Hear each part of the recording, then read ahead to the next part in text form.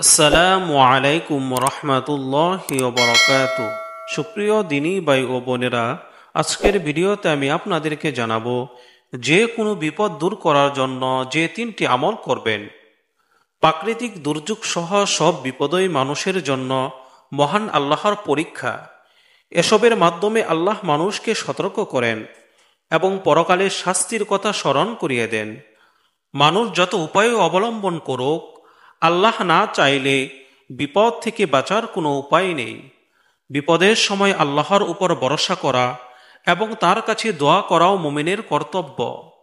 বিপদের সময় বিপদ দূর করার জন্য তিনটি আমলের কথা এখানে উল্লেখ করা হলো। ১.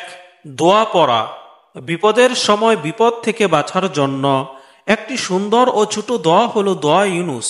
এই দোয়ার বরকতে আল্লাহর নবী ইউনুস আলাইহিস সালামকে তিনি মাছের পেট থেকে মুক্ত করেছিলেন। দোয়াটি হলো লা ইলাহা ইল্লা আনতা সুবহানাকা ইন্নী কুনতু মিনাজ জালিমিন। অর্থ, আপনি ছাড়া কোনো উপাস্য নেই, আপনি পবিত্র, আমি তো সীমা লঙ্ঘনকারী। ২. তওবা করা। গুনাহ, অনাচার ও অবাধ্যতার কারণেই আল্লাহ পৃথিবীতে বিপদ আপদ পাঠিয়ে থাকেন। তাই আমাদের বেশি বেশি তওবা করা দরকার। কায়মন্য বাক্যে আল্লাহর কাছে ক্ষমা চাওয়া উচিত। আল্লাহ তাআলা বলেন, জলে স্থলে বিপর্যয় ছড়িয়ে পড়েছে যা মানুষের হাতেরই কামাই। এর মাধ্যমে তিনি তাদের কোনো কোনো কর্মের শাস্তি আস্বাদন করান যাতে তারা ফিরে আসে। ৩. দান সদকা করা।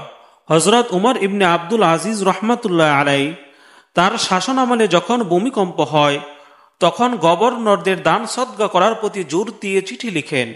এছাড়াও দান সদকা গুনাহ মুছে ফেলে এবং বিপদ দূর করে।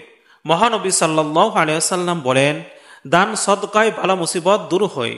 আল্লাহ তাআলা আমাদেরকে এই তিনটি আমল করার মাধ্যমে বিপদ আপদ দূর করার তৌফিক দান করুন। আমিন।